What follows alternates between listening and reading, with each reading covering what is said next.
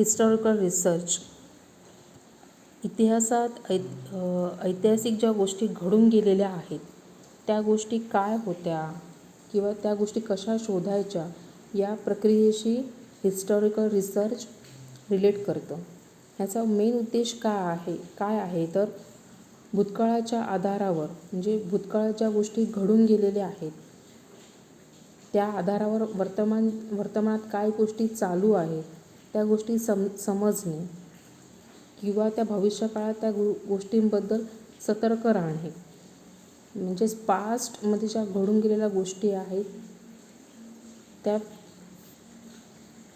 फ्युचरमध्ये घडू न देणे यासाठी सतर्क राहणे याच्याशी रिलेट करतं.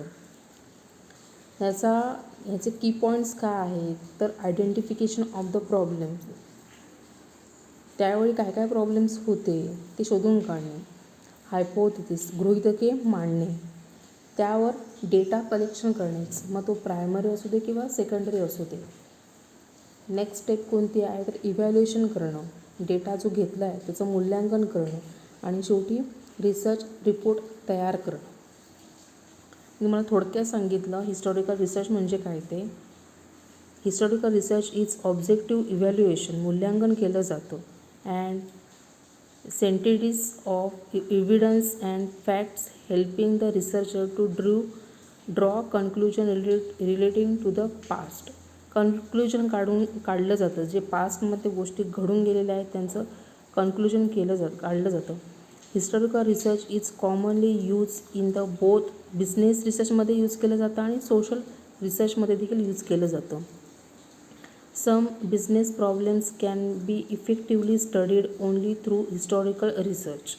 For example, problems in economics. Past बघितला जातो. वर्तमानात ते प्रॉब्लेम समजून घ्यायचे आहेत आणि भविष्यकाळात होऊ नये म्हणून सतर्क राहायचं आहे.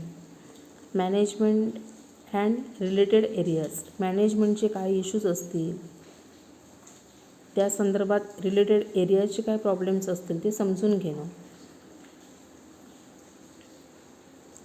In order to study rise of family business in India, researchers have to go through historical data. Study वाढवण्यासाठी किंवा in order to study rise of family business असेल तर मग फॅमिली बिझनेस असल्यानंतर तो पुढे पास आउट होणार ना. त्यांचा कोण वारस असेल पास आउट होणार. मग फॅमिली जर एखादा बिझनेस असेल तर फॅमिली बिझनेसमध्ये त्यावेळी काय प्रॉब्लेम्स होते त्याच्यानंतर पुढे काय प्रॉब्लेम्स वर्तमान काळामध्ये आहेत किंवा इन फ्युचर ते होऊ नये यासाठी डेटा कलेक्ट केला जातो. हिस्टॉरिकल रिसर्चचं रेकॉर्ड कशामध्ये अवेलेबल असते ते बघा. First is newspaper and magazines, वर्तमानपत्र आणि मासिकांमध्ये. त्याच्यानंतर मेमोरीज अँड डायरीजमध्ये असतात. डिप्लोमॅटिक आर्चिव्स म्हणजे गिफ्ट्स. आर्चिव्स म्हणजेच काहीतरी असं गिफ्ट प्रकारमध्ये वगैरे त्याच्यावरून अंदाज लावला जातो. म्हणजेच जुने त्याला काय म्हणतात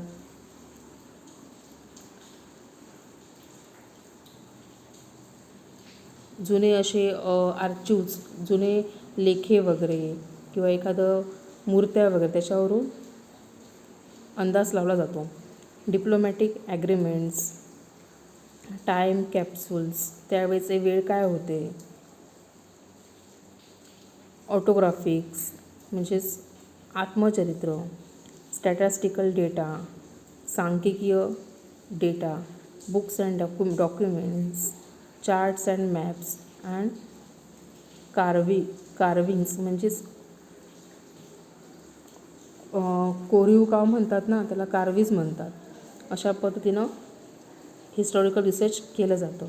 नेक्स्ट आहे बघा 6वा पॉईंट एक्सप्लोरेटरी रिसर्च. त्याला मराठीमध्ये अन्वेषण रिसर्च असं म्हटलं जातं. अन्वेषण संशोधन असं म्हटलं जातं. नवीन थॉट्स ज्या असतात नवीन विचार फाइंड आउट केले जातात. प्रॉब्लेमचं सोल्युशन फाइंड आउट केलं जातं. का तर प्रॉब्लेमचा विस्तार मोठा असेल तर तो प्रॉब्लेम्स कमी कसे करायचे, मेन ऑब्जेक्टिव्ह काय आहे एक्सप्लोरेटरी रिसर्चचा, तर नवीन विचार शोधायचे आणि ते क्लिअर करायचे. क्लिअर नसलेले एखादे प्रॉब्लेम्स क्लिअर नसतात ना. प्रॉब्लेमच क्लिअर नसेल तर मग सोल्युशन कसं फाइंड आउट करणार. ते क्लिअर करण्याचं काम हे रिसर्च करतं. हे फ्लेक्झिबल रिसर्च आहे, कारण प्रॉब्लेम मोठा असेल तर त्याचं स्वरूप हे लहान केलं जातं. बघा, वाचते, लक्ष द्या. जे कौस मी केला आहे ते मेन आहे, ते एक्झाममध्ये लिहा. Exploratory research is conducted to understand a problem in the right perspective since very few studies might have been done in the area. In order to get correct feel of problems, extensive interviews घेतले जातात with the many people might to have been undertaken. In exploratory research, data is collected through observation and interviews. Exploratory म्हणजे अन्वेषण संशोधन हे निरीक्षण केलं जातं, interviews घेतल्या जातात आणि केलं जातं.